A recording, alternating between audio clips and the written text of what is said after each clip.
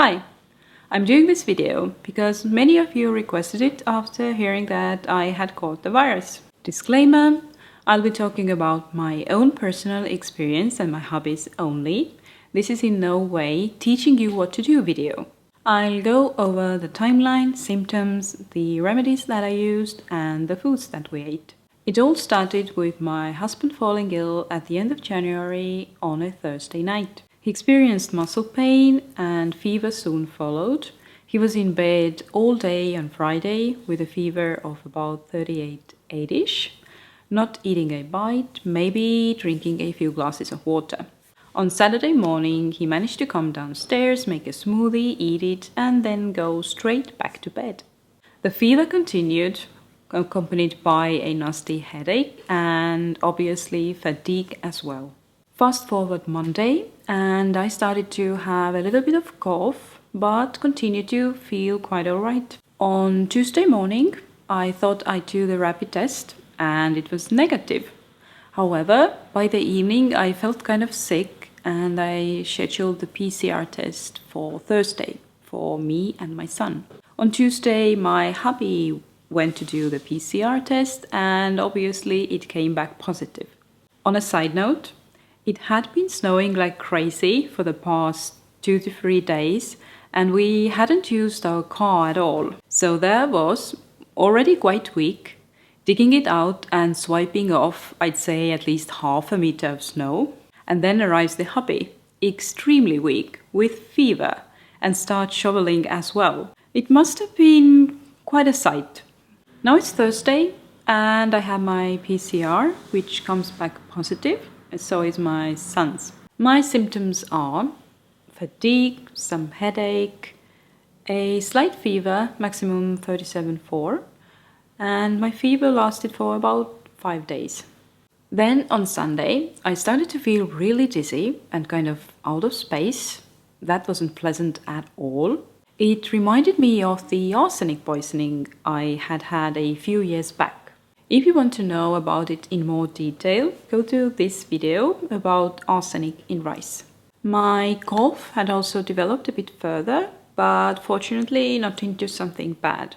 My nights were calm in terms of coughing, however there was this extreme fatigue. We stayed in bed until 9:30 in the morning, and this is a real lane for us. My hubby continued to have the fever, and I started to feel a bit worried because it had already been over a week. Fortunately, his cough wasn't too bad and he could breathe normally.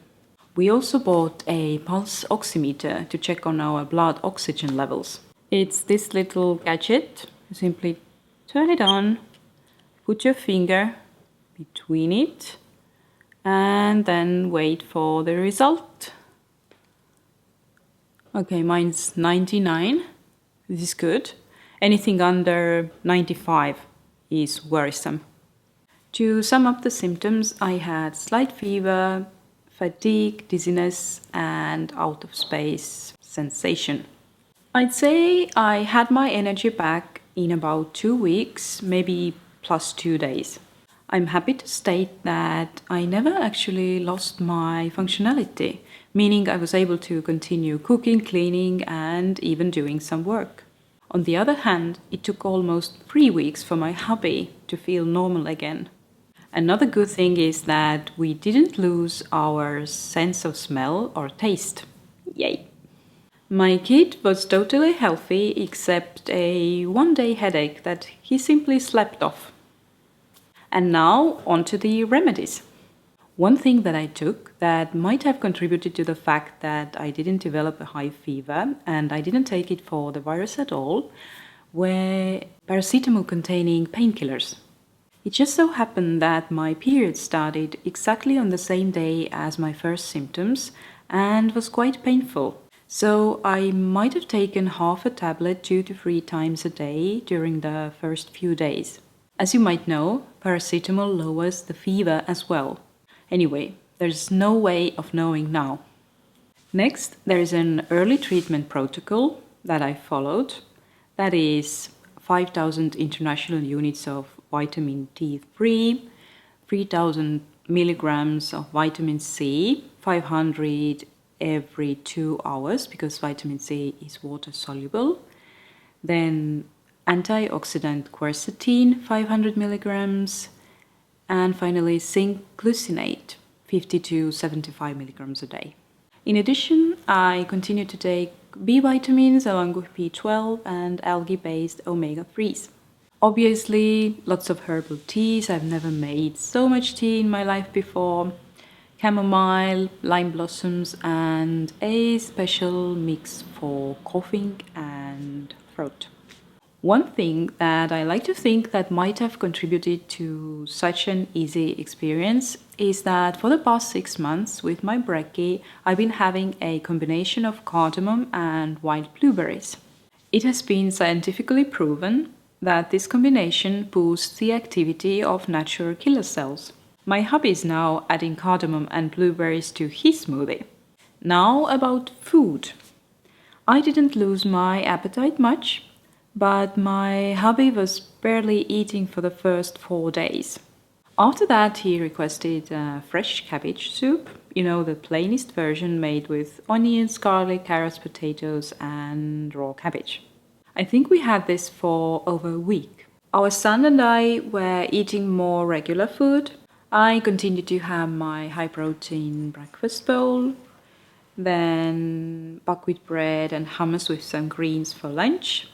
And along with the fresh cabbage soup, I had some beans and grains for dinner. And one thing that was popular among the whole family were fresh fruits. Furthermore, during the illness, I perfected my sweet potato brownie recipe, which will be in the next video.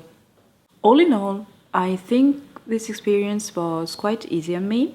However, I've never seen my hubby so grumpy in all my life, and we've been together for over 20 years. He's just not used to being ill. He never is. Feeling so sick and weak for almost 3 weeks just made him a different person. But fortunately, he's back to his usual self now. Feel free to ask questions in the comments if I didn't cover something that might interest you, and definitely share your experience as well.